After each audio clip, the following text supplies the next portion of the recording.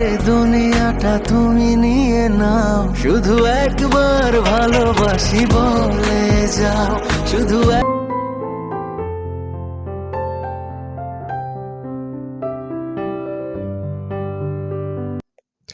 একটা সংসারের জন্য আপনি ঠিক যতদিন পর্যন্ত খাটতে পারবেন, ঠিক ততদিন পর্যন্তই সেই সংসারে আপনার কদর থাকবে, আপনার আধিপত্য থাকবে।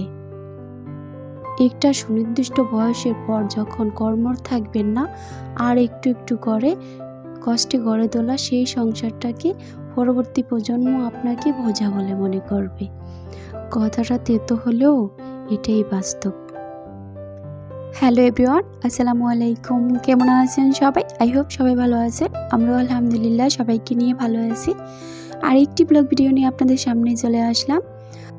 আজকের ভিডিওটি একদম সন্ধ্যার পরপর, মাগরিবের পরপরই শুরু করেছি। তো আজকে ছেলে বলছে আম্মু ঝালমুড়ি খাবো। তো ছোলা, পেঁয়াজু, চানাচুর মাখা অলরেডি শেষ হয়ে, ঝালমুড়ির জন্য সব কিছু রেডি করে ফেলেছি। ঝালমুড়িটা বানানো অলরেডি শেষ হয়ে গেছে। তো এখন ঝালমুড়ি খাবার পালা। সবাই কারা কারা ঝালমুড়ি খাওয়াবেন অবশ্যই আমাকে কমেন্টের মাধ্যমে জানাবেন প্লিজ। আর ভিডিওটি যারা নতুন ভিজিট করেছেন তারা অবশ্যই সাবস্ক্রাইব করে দিবেন প্লিজ। ভিডিওটি এতটুকু ভালো লেগে থাকে তাহলে লাইক করে দিবেন। আর এই তো সকালবেলা রান্নাঘরে ঢুকে কিন্তু নাস্তা বানানোর কাজে হাত দেওয়া যায় না, অনেক সময় টুকিটাকি কাজ থেকে থাকে। তো কিছু কাজ সন্ধ্যাবেলা বা রাতের বেলা যদি ছেড়ে রাখা যায় তাহলে কিন্তু সকালটা অনেকটাই রিল্যাক্সে থাকা যায়।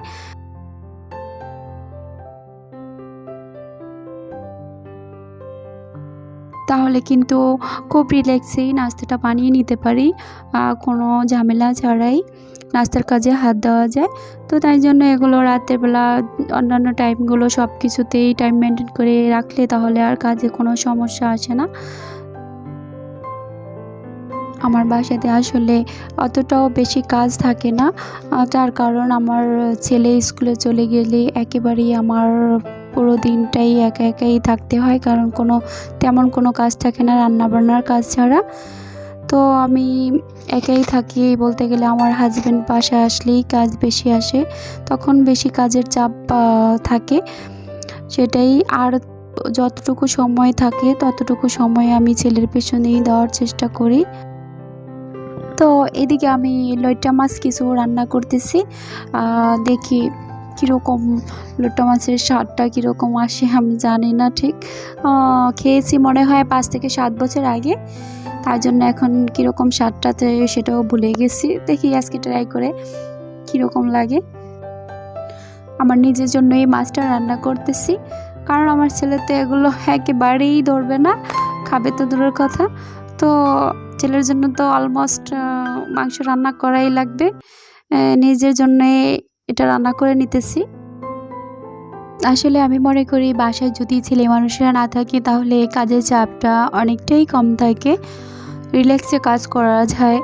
তো আমার বাচ্চার পেছনেই আমি অনেকটা সময় দিয়ে থাকি, ওর পড়াশোনার প্রতি, তারপর অন্যান্য বিষয়গুলোর প্রতি বেশি একটা আমি কেয়ার করি, যাতে বাচ্চারা বেঁচতে না যেতে পারে, এরকম কিছুই মায়েদের করা উচিত। তো আমার এদিকে অফ ক্যামেরায় রান্নাটা একেবারে শেষ করে দিয়েছি। তো ছেলের জন্য আমি এখানে মাংস রান্না করতেছি।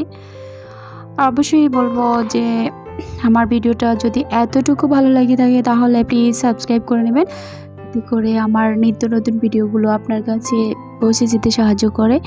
তো আমি এদিকে মুরগিটাকে ভালোভাবে কষিয়ে নিতেছি। এদিকে আমি কিছু লাউ দিয়ে দিয়েছি।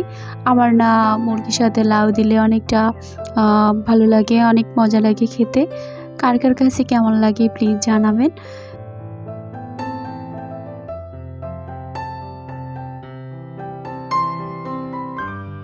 এদিকে আমি মাংসটাকে ভালোভাবে কষিয়ে নিতেছি।